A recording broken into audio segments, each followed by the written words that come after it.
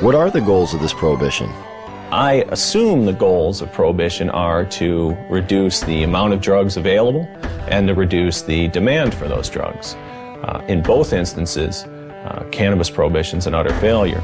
This narcotic, unlike the opiates, the synthetics, and cocaine, is non-addictive. What do you mean by non-addictive? By non-addictive, it is meant that the user of marijuana, when deprived of the drug, will not experience the agonies of withdrawal. It is habituating, but its use can be discontinued. Another common belief? Marijuana causes lung cancer. In the 1999 study by the Institute of Medicine that was paid for by the United States government, they had to use words like may and should cause cancer. We've been hearing for years them trying to say that it causes lung cancer, and we say, really, that's interesting because you can't even show us one case of cancer being caused by cannabis use alone. You definitely have to do it moderately because it does paralyze the cilia, but if it's not radioactive, you're probably not going to get cancer from it. Smoking it can be harmful because of the properties of smoke. Not as a result of anything in the cannabis plant, but because they're intaking heated plant matter into their lungs. People said, well, you don't know, we haven't been smoking it long enough. Look what happened with cigarettes. We've had about 4 decades, or more than 4 decades of experience. If this was going to show up, it should have shown up by now. Finally, a study came out just in the last month verifying that cannabis smoke does not cause cancer. It's different than nicotine. And the elements in the tobacco smoke do cause cancer, and the elements in the marijuana don't. There's no cases of marijuana-only smokers getting brown lung syndrome. There's no cases of marijuana-only smokers getting emphysema. Strange for a plant that's so dangerous. How come none of that? Marijuana is as bad for you or worse than tobacco? Impossible. If they had the evidence, they'd be putting emaciated bodies or emphysema, lung cancer, black lungs. They would be parading them throughout the media. They don't have one. Yet people somehow or other think that it might cause the same thing. In fact, if you look at the straight deaths from substances, a different type of picture starts to appear. The #1 killer in the country? It beat out AIDS, heroin, crack, cocaine, alcohol, car accidents, fire, and murder combined. Tobacco. That's a nasty, dirty thing to say, son. A lovely, pure white cigarette causing cancer. It gets me right here. With an average of 430,000 deaths per year, considering it's a #1 killer, it's interesting to know that tobacco receives government subsidies and is grown with radioactive fertilizer.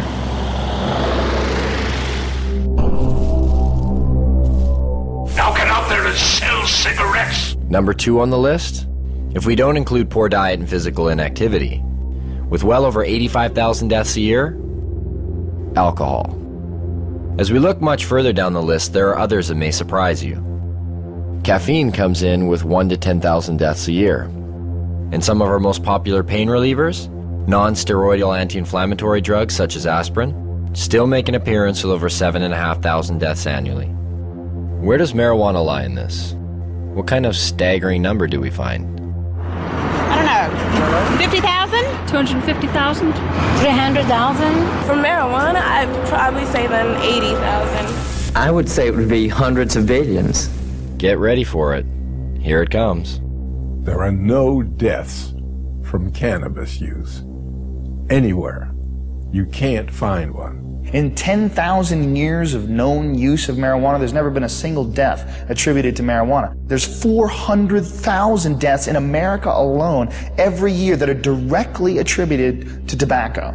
There is no inherent psychopharmacological property of the drug which pushes one toward another drug. I'll smoke a joint. I want a bag of chips, fucking junk food. I don't want to go out and get ripped. I drink alcohol. That's my drug of choice. It could be said I started on milk.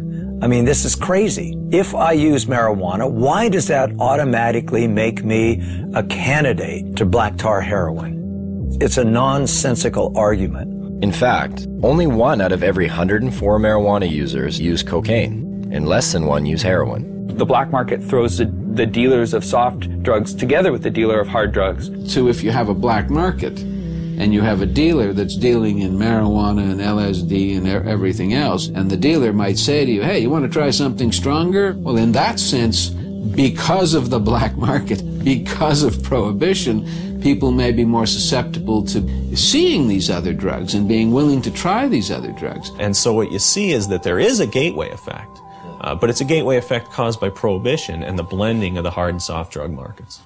Where does this leave us? Marijuana and crystal meth will master debate about drugs. 3, 2, 1, master debate. I guess I'll start by saying that I think there are good drugs and bad drugs, and it's time we started differentiating between the two. Exactly. We're good drugs, man. So let's stop the insanity, and finally legalize crystal meth. That's a horrible idea.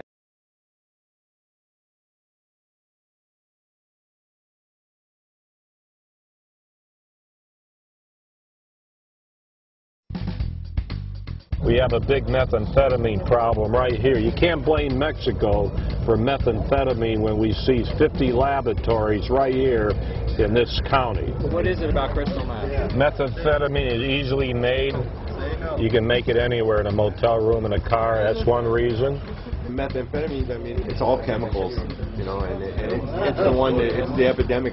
Is it a sign of the times that the newest drug can be cooked up from common substances found at hardware stores and pharmacies?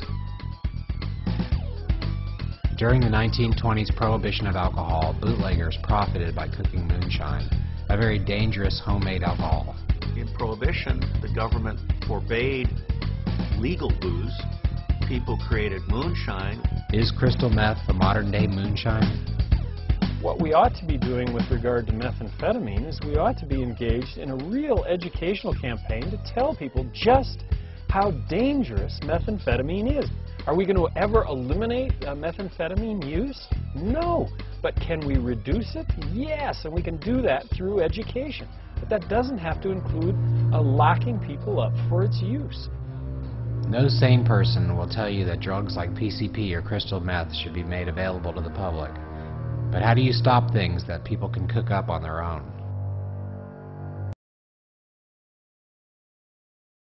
But what about all the crime and violence associated with marijuana?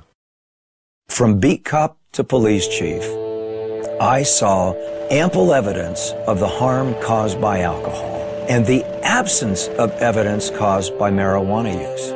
And I mean the complete absence. I cannot recall a single case in which marijuana contributed to domestic violence, crimes of theft, and the like. You guys proved me wrong or whatever. I want to hear someone that has smoked too much weed and went home and beat his wife and beat his children or whatever like you see on booze. The only big issue on alcohol is drunken driving and binge drinking among college students. Otherwise, you can drink to your heart's content.